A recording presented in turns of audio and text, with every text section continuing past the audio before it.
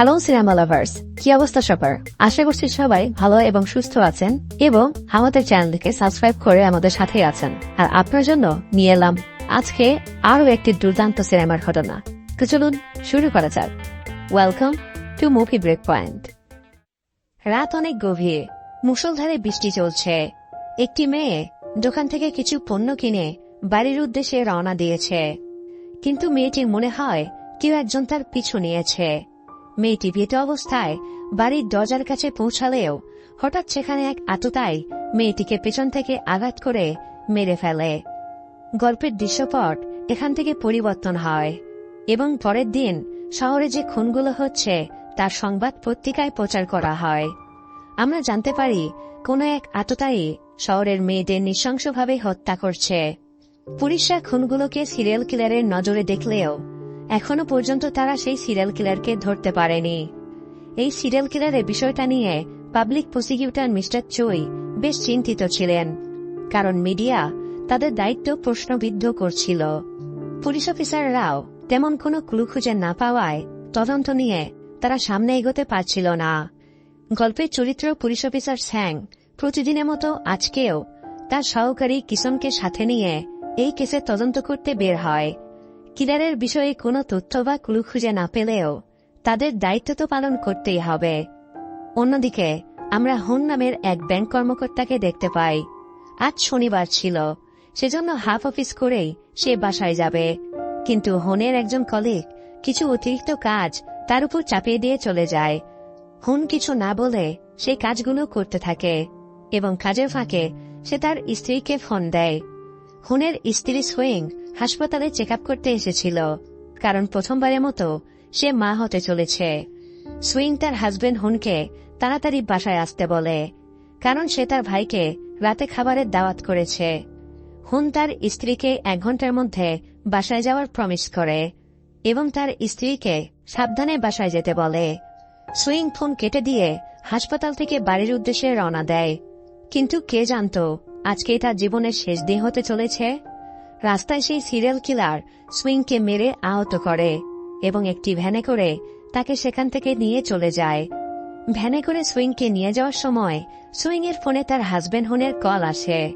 কিলার swing এর phone হাতে নিয়ে গাড়ির বাহিরে ফোনটাকে ফেলে দেয়, কিন্তু এ সময় গাড়ি চালাতে বিঘ্ন ঘটায় সামনের একটি গাড়ির সাথে কিলার অ্যাক্সিডেন্ট করে। সামনের গাড়ির মালিক বের হয়ে কিলারকে গালি দিতে আসলে কিলার ঝটপট সেখান থেকে গাড়ি নিয়ে পালিয়ে যায়। এদিকে রেডিও সাহায্যে অ্যাক্সিডেন্টের খবরটা তাৎক্ষণিক স্যাং জানতে পারে। স্যাংয়ের কিছুটা সন্দেহ হয়, এজন্য সে অ্যাক্সিডেন্টের লোকেশনের উদ্দেশ্যে গাড়ি নিয়ে রওনা দেয়। এদিকে কিলার গাড়ি নিয়ে পাহাড়ি এলাকায় চলে আসে এবং গাড়ির মধ্য থেকে সুইংকে বের করে টানতে টানতে একটি নির্দিষ্ট জায়গায় নিয়ে আসে। কিলার সুইং এর জীবিত লাশটাকে কেটে টুকরো টুকরো করে মাটির নিচে দাফন করে দেয় এবং আকাশের দিকে তাকিয়ে সে হিংস্র দাঁতগুলো বের করে হাসতে শুরু করে। অন্যদিকে স্যাং সেই অ্যাক্সিডেন্টের জায়গায় পৌঁছালে একটা জিনিস সে বুঝতে পারে না, এত ছোট অ্যাক্সিডেন্টে কেউ গাড়ি নিয়ে পালিয়ে কেন যাবে। তখনই সে ওখানে একটি মোবাইল ফোন দেখতে পায়, যেটা সুইং এর ছিল। মোবাইল দেখে স্যাং বুঝতে পারে এটা নিশ্চয়ই কোনো মেয়ের ফোন হবে এবং তার সাথে হয়তো খারাপ কিছু ঘটতে চলেছে। স্যাং তার সহকারী কিশনকে সাথে নিয়ে ড্রাইভারে বলে দেয়া রাস্তায় গাড়িটাকে ধরার জন্য পিছু নেয়। কিছুক্ষণ পর স্যাং পাহাড়ি এলাকায় এসে পৌঁছায়। বৃষ্টির কারণে কাদামাটিতে গাড়ির টায়ারের ছাপ ছিল। স্যাং বুঝতে পারে গাড়িটা এই রাস্তা ধরেই সামনে এগিয়ে গেছে। তারা দেরি না করে তাৎক্ষণিক গাড়িটাকে ধরার জন্য পিছু নেয়। কিছু দূর যেতেই সিগন্যালে হুন একটি গাড়ি দেখতে পায়, যা টায়ারে প্রচুর কাদামাটি লেগেছিল। হুন বুঝতে পারে এটাই সেই গাড়ি এবং আমরা সে কিলারকে ড্রাইভিং সিটে দেখতে পাই। হুন কিলারকে গাড়ি থেকে নামতে বলে, কিন্তু কিলার পালানোর চেষ্টা করলে কিশন তাদের গাড়ি দিয়ে কিলারের রাস্তা আটকে দেয়। স্যাং গাড়ির মধ্যে ভালোভাবে চেক করলে সেখানে সে রক্তমাখা একটি চুলের জট খুঁজে পায়। স্যাং এর সন্দেহ বাস্তবে রূপ নেয়। সে কিলারকে গ্রেপ্তার করে থানায় নিয়ে আসে। ফরেন্সিক এক্সপার্টরা গাড়িটাকে ভালোভাবে পর্যবেক্ষণ করলে আলট্রা ওয়ালেট লাইটের মাধ্যমে তারা গাড়ির মধ্যে অনেক রক্ত দেখতে পায়। এর মানে এটাই সেই সিরিয়াল কিলার, যাকে পুলিশ এতদিন ধরে খুঁজে বেড়াচ্ছে। সিরিয়াল কিলারকে ধরার জন্য স্যাং তার ডিপার্টমেন্টে অনেক প্রশংসিত হয়। এদিকে রাত অনেক হয়ে গেছে, কিন্তু সুইং এখনো বাসায় পৌঁছায়নি। সুইং এর হাজবেন্ড হন তার শ্যালককে ফোন করে, কিন্তু স্যাং তার অর্জনে এত বেশি খুশি ছিল, সে হনের কথার কোনো গুরুত্ব দেয় না এবং ফোন কেটে দেয়। কিন্তু কিছুক্ষণ পরেই তার সহকারী কিশনের কাছ থেকে সে জানতে পারে যে ফোনটা রাস্তার ধারে পাওয়া গিয়েছিল সেটা তার বোন সুইং এর। এটা শুনে স্যাং একদম শকড হয়ে যায়। সে দৌড়ে কিলারের কাছে যায় এবং তার বোনের ব্যাপারে জিজ্ঞাসা করে। রাগে ক্ষোভে সে কিলারকে দু এক ঘা বসিয়ে দেয়, কিন্তু কিলার শুধুমাত্র একটাই কথা বলে, তোমার বোনকে তুমি নিজেই খুঁজে নাও। স্যাং পুলিশ স্টেশন থেকে দৌড়ে তার বোনের বাসায় যায় এবং সুইং এর রুম থেকে একটি চুলের স্যাম্পল নিয়ে ফরেন্সিক বিভাগে পাঠিয়ে দেয়। স্যাং গাড়ির মধ্যে রক্তমাখা চুলের যে জট পেয়েছিল সেটার সাথে সুইং এর চুলের স্যাম্পল মিলে যায়। নিজের বোনের মৃত্যুতে স্যাং সম্পূর্ণ ভেঙে পড়ে। হন যখন জানতে পারে তার স্ত্রী আর এই পৃথিবীতে বেঁচে নেই, সেও তার স্ত্রীর স্মৃতিগুলো বুকে নিয়ে কাঁদতে শুরু করে। পুলিশরা তন্ন তন্ন করে পাহাড়ি এলাকায় সুইং এর মৃতদেহ খোঁজার চেষ্টা চালিয়ে যায়, কিন্তু তারা কোনো মৃতদেহ খুঁজে পায় না। এরপর পুলিশরা যখন কিলারের বাসায় তল্লাশি চালায়, কিলারের বাসা থেকে তারা মাটির নিচে দাফন করা 3টি মেয়ের লাশ খুঁজে পায়। পুলিশরা কিলারকে লাশগুলোর বিষয়ে জিজ্ঞাসাবাদ করলে কিলার এ বিষয়ে পুলিশকে কিছুই বলে না। বাকি আরো মেয়েদের ও সুইংকে সে কোথায় পুঁতে রেখেছে এ বিষয়টা নিয়েও সে পুলিশকে কোনো তথ্য দেয় না। স্যাং জানতে চায় তার বোনকে কিলার কোথায় পুঁতে রেখেছে। এজন্য স্যাং কিলারের সামনে হাত জোড় করে মিনতি করে, কিন্তু কিলারের তাতেও মন গলে না। সে স্যাংকে একই কথা বলে, নিজের বোনকে নিজেই খুঁজে নাও। পরের দিন কিলারকে নিয়ে তার বাসায় যাওয়া হয়। মাটির নিচে মেয়েদের সে কিভাবে পুঁতে রেখেছিল তার প্রদর্শন যখন কিলারকে দেখাতে বলা হয়, কিলার তাতে রাজি হয় না। তখনই ভিড়ের মধ্য থেকে হন একটি চাকু দিয়ে কিলারকে হত্যা করার জন্য তার উপর ঝাঁপিয়ে পড়ে, কিন্তু পুলিশ হুনকে আটকে দেয়।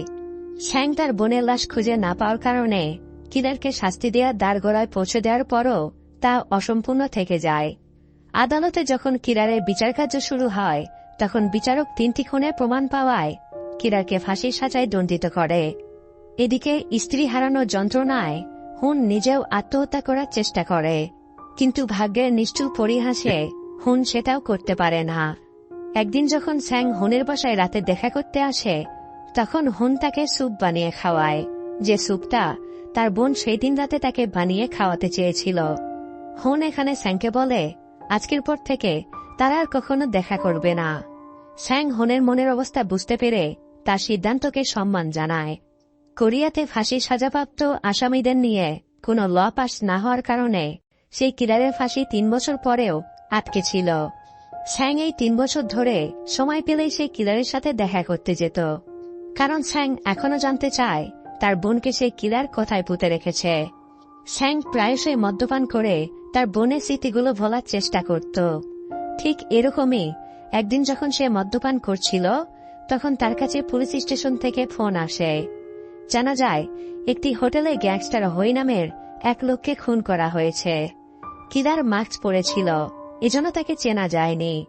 পুলিশ ইনভেস্টিগেশন থেকে জানা যায় হইয়ের আগে সন নামের এক লোক মনস্টার সিন্ডিকেটের বস ছিল। 5 বছর আগে 5 জন লোককে খুন করার অপরাধে তাকে ফাঁসির রায় দেয়া হয়েছিল। হইয়ের মৃত্যুর পর এখন ছ্যাবি নামের এক লোক এই মনস্টার সিন্ডিকেটের বস হয়েছে। পুলিশের সন্দেহ ছিল হয়তো ছ্যাবি হইকে খুন করেছে। এই কেসের দায়িত্ব গিয়ে পড়ে স্যাং এর উপরে। স্যাং ছ্যাবিকে থানায় ডেকে জিজ্ঞাসাবাদ করলে ছ্যাবি বলে সে হইকে খুন করেনি। সে এমনটা কেন করবে যেন সন্দেহ তার উপর এগিয়ে পড়ে। স্যাং এরপর জেলে গিয়ে সনের সাথে দেখা করে। বিগত 5 বছর ধরে স্যাংয়ের সাথে কেউ দেখা পর্যন্ত করতে আসেনি। স্যাং যখন হইয়ের মৃত্যু সংবাদ সনকে জানায়, সন মুচকি হেসে অনেক খুশি হয়। সনকে যে জেলে রাখা হয়েছিল ওই কিলারকেও সেই একই জেলে রাখা হয়েছিল।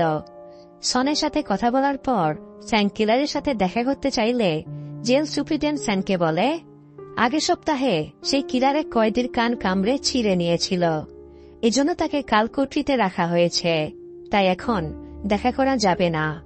স্যাং এটা শোনার পর জেল থেকে চলে আসে এবং সনের পুরনো এক লোকের সাথে দেখা করতে যায়। সন যে 5 জন লোককে খুন করার অপরাধে জেলে গিয়েছে, লোকটি তার প্রত্যক্ষদর্শী ছিল।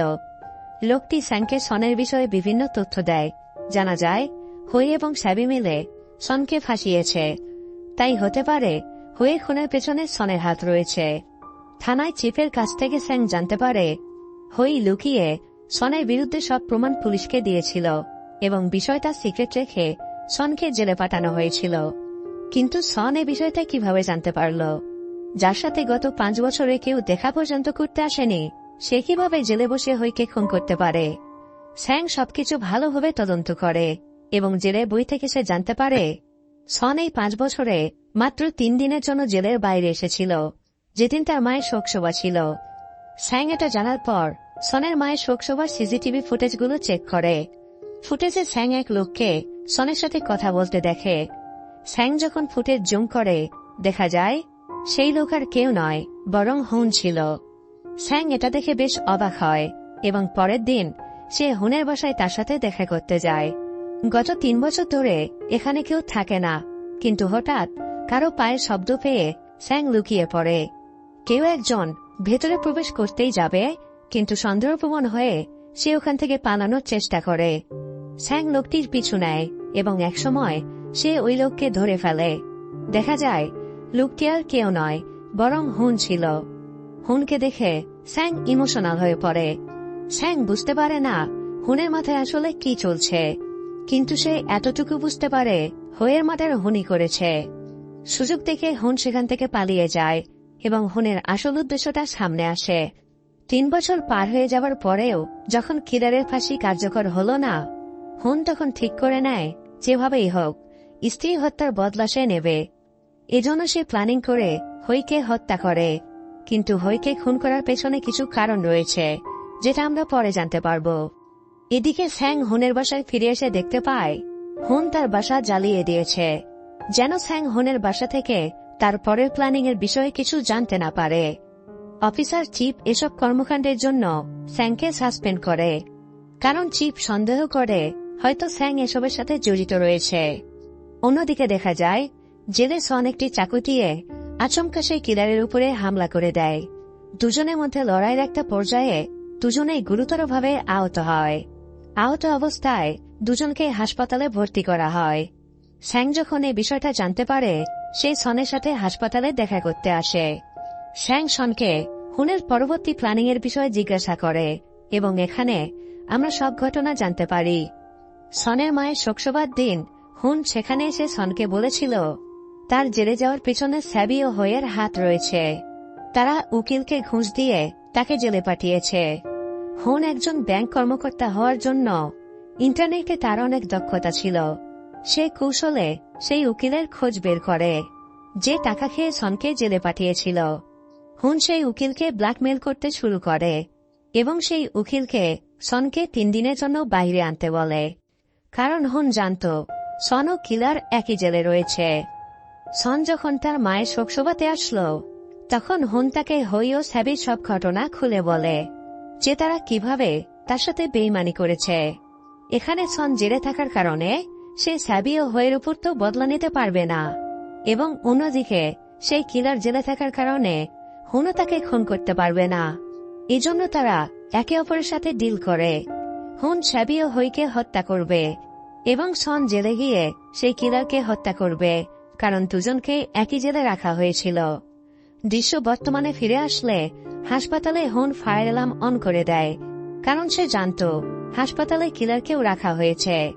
ফায়ার অ্যালার্ম অন দেখে লোকজন সবাই হাসপাতাল থেকে বেরিয়ে যায়। এই সুযোগে কিলার সিকিউরিটি গার্ডকে মেরে পালানোর চেষ্টা করলে সামনে থেকে হুন এসে ইলেকট্রিক শক দিয়ে কিলারকে অজ্ঞান করে দেয়। ফায়ার অ্যালার্ম শুনে স্যাং দৌড়ে বাহিরে আসলে সে হুনকে সেই কিলারকে নিয়ে যেতে দেখে। স্যাং গাড়ি নিয়ে হুনের পিছু নেয়। দুজনের মধ্যে রেস শুরু হয়, কিন্তু হুন স্যাংয়ের গাড়িকে ধাক্কা দিয়ে সেখান থেকে পালিয়ে যায়। পুলিশরা স্যাংয়ের গাড়িতে ট্র্যাকিং ডিভাইস লাগিয়ে রেখেছিল, কারণ তারা সন্দেহ করেছিল স্যাং হয়তো হুনের সাথে জড়িত রয়েছে। এদিকে হুন অ্যাম্বুলেন্স করে সেই কিলারকে পাহাড়ি এলাকায় নিয়ে আসে। এবং সুইংকে সেই কিলার কোথায় পুঁতে রেখেছে সেটা হুনকে দেখিয়ে দিতে বলে। কিলার মৃদু পায়ে হাঁটতে হাঁটতে একটি জায়গায় এসে পৌঁছায় এবং আলতো করে মাটি খুঁড়তে লাগলে মাটির নিচে কিছু একটা দেখতে পেয়ে হুন ইমোশনাল হয়ে পড়ে। কিলার এই সুযোগে একটি বড় রড দিয়ে হুনের মাথায় আঘাত করে। হুন মাথায় গুরুতর চোট পেয়ে কাতরাতে থাকে। কিলার এই সুযোগে তার হাত ও পায়ের বাঁধন ছাড়িয়ে নেয়। কিলার মাটির নিচ থেকে একটি ড্রিল মেশিন বের করে বলে, এই ড্রিল মেশিন দিয়েই সে সুইংকে হত্যা করেছে। হুন কিলারকে বলে, আমাকে মারার আগে আমার স্ত্রীর দেহটাকে তুমি কোথায় পুঁতে রেখেছ ওটা আমাকে বলে দাও, আমি একবার হলেও সেটা দেখতে চাই। কিলার হাতের ইশারায় দূরে একটি জায়গা দেখিয়ে দেয়। হুন জায়গাটি দেখে গা ভাসিয়ে সেই জায়গায় যাওয়ার চেষ্টা করলে কিলার হুনের মাথায় আঘাত করে তাকে মেরে ফেলে। এই সময় সেখানে স্যাংও চলে আসে। হুনকে মারতে দেখে সে তার কাছে আসে। হুন মারা যাওয়ার আগে সুইংকে যেখানে পুঁতে রাখা হয়েছিল সেই জায়গাটি দেখিয়ে দেয় এবং শেষ নিঃশ্বাস ত্যাগ করে। স্যাং রক্তবর্ণ চোখ নিয়ে কিলারের উপরে হামলা করে দেয় এবং তাকে মারতে শুরু করে। বোনের স্মৃতিগুলো তার সামনে ভেসে ওঠে। স্যাং একটি পাথর তুলে কিলারকে মেরেই ফেলবে, কিন্তু তখনই সেখানে পুলিশ চলে আসে। স্যাংয়ের সহকারী কিশন তাকে এমনটা করতে নিষেধ করে, কারণ সে একজন পুলিশ অফিসার, তার হাতে এগুলো শোভা পায় না। কিন্তু কিলার স্যাংকে রাগিয়ে দেওয়ার চেষ্টা করে। কিলার বলে, আমাকে মারো, তোমার ছোট বোন মারা যাওয়ার আগে আমার কাছে অনেক কেঁদেছিল, কিন্তু আমি তাকে ছাড় দেইনি, আমি তাকে মেরে পুঁতে দিয়েছি। এসব কথা শুনে স্যাংয়ের প্রচন্ড রাগ হয়। সে পাথর দিয়ে কিলারকে মারতেই যাবে, কিন্তু তখনই পুলিশ স্যাংয়ের হাতে গুলি করে। পুলিশ কিলারকে সেখান থেকে নিয়ে যেতে লাগলে স্যাং কিশনের কোমর থেকে বন্দুক উঠিয়ে কিলারের মাথায় শুট করে দেয়। কিলার সেখানে মারা যায়। পরের দিন পুরো পাহাড়ি এলাকায় তন্ন তন্ন করে খুঁজে বাকি মেয়েদের পুঁতে রাখা লাশগুলো উদ্ধার করা হয়। আনুমানিক 10টিরও বেশি বিচ্ছিন্ন কাটা লাশ পাওয়া যায় এবং এর সাথে মুভি এখানে সমাপ্তি হয়। ছবির কাহিনীটা ভালো লাগলে আমাদের চ্যানেলটি এখনই সাবস্ক্রাইব করুন। কোন অংশটি ভালো লেগেছে কমেন্টে আমাদের সাথে জানাতে ভুলবেন না। এই ধরনের আরো ছবি দেখতে আমাদের চ্যানেলটিকে সাবস্ক্রাইব করে আমাদের পাশেই থাকুন। দেখা হচ্ছে নেক্সট কোনো গল্পে। ততক্ষণ পর্যন্ত সবাই ভালো থাকবেন। আল্লাহ হাফেজ।